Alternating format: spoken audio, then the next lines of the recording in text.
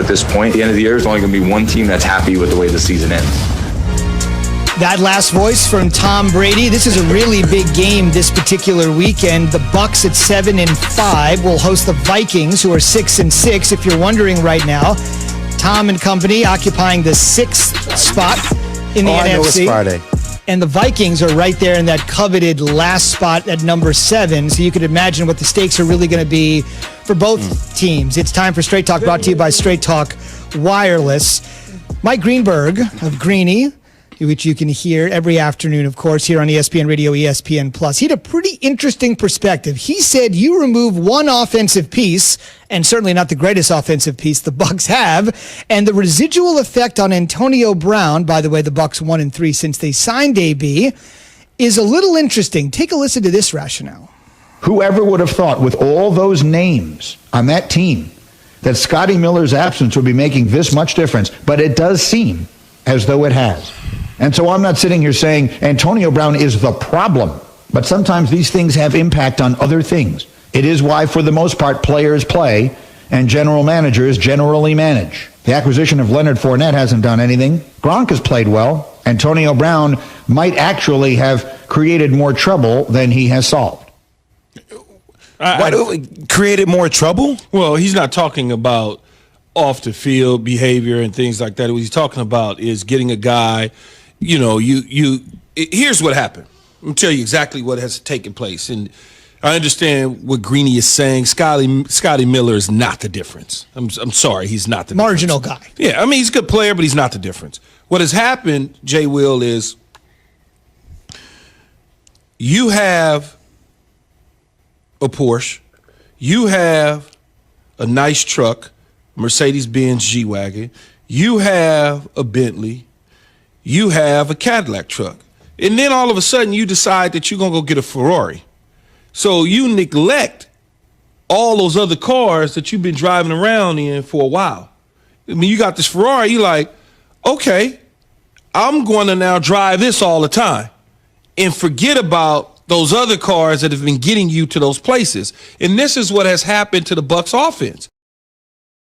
Is they inserted Antonio Brown into the lineup, and Byron Leftwich, along with Bruce Arians, can't figure out how to drive all the cars. It's too many of them. When they've had success with only having one or two cars that they can pull out the garage here and there. Now you got a whole fleet, and you're trying to figure out, what do I do? Who do I use from week to week, game to game? Because I need to satisfy everybody. And this happens a lot. And then you say, well, Kansas City has a lot of toys, and New Orleans has a lot of toys, and the Rams got a lot of toys. They know what to do with them, but they all been together. There's all sorts of continuity issues that are going on with the Tampa Bay Buccaneers. The Kansas City Chiefs have been together with everything. They've been together. Saints, same deal. They've been together.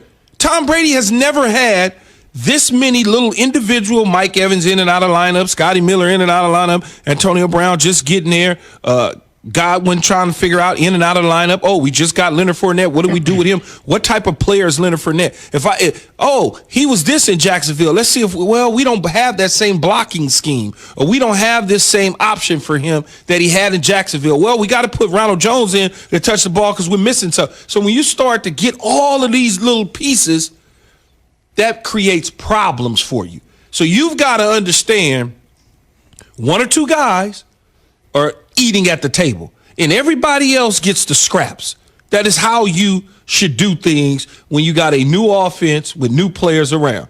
And Tom Brady's trying to satisfy everybody. It'll be interesting against the Minnesota Vikings, though, coming off a bye, if they sat down collectively as a group, and I think they have, coaching and Tom Brady and Byron Leftwich, to pull out the positive stuff that they can utilize for Gronk, for Mike Evans if he plays, for Antonio Brown, Godwin, and everybody else, so that they can still win football games. But that is the reason why.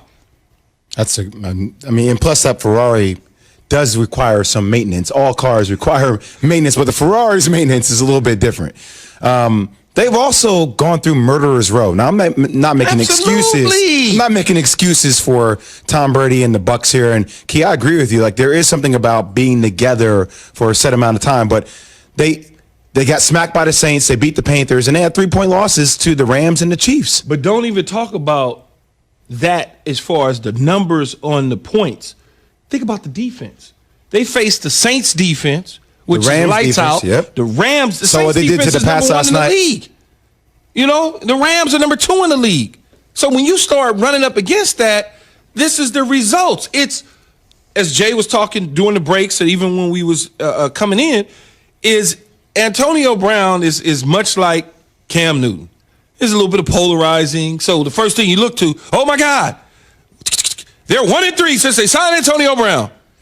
Easy to make the numbers work. Stop.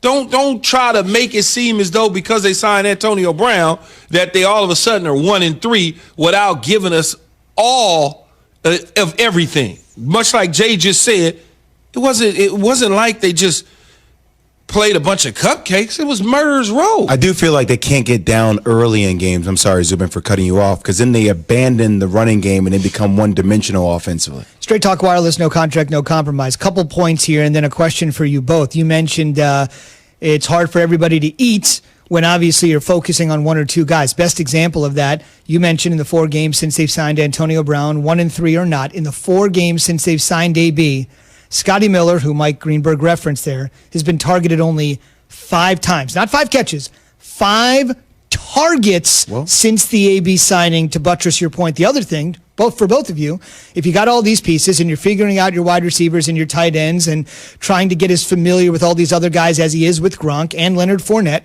considering who he is, yes, they're 7-5, but is it enough time to figure it all out before the playoffs begin? If they lose this football game, though, to the Minnesota Vikings, I'm pretty much saying that they're probably not going to make the playoffs. They'd be toast. Okay. They're the 6th seed, and then they drop down.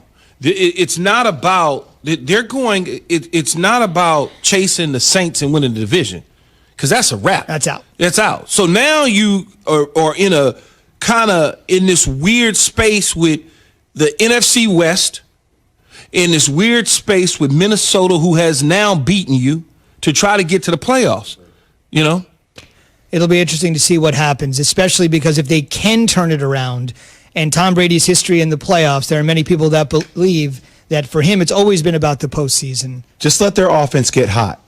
If that moment happens, Key, where their offense gets hot and their defense starts to actually come together, if they make the playoffs, they're still a dangerous team. Right. I mean, who deserves the benefit of the doubt in the NFL right now more than Tom Brady based on past performance? But I realize it's not about past performance that wins you playoff games. It's about the here and now. What have you done for me lately? No doubt about it. Still to come, plenty of teams teetering for a playoff berth, like Minnesota, like Tampa Bay.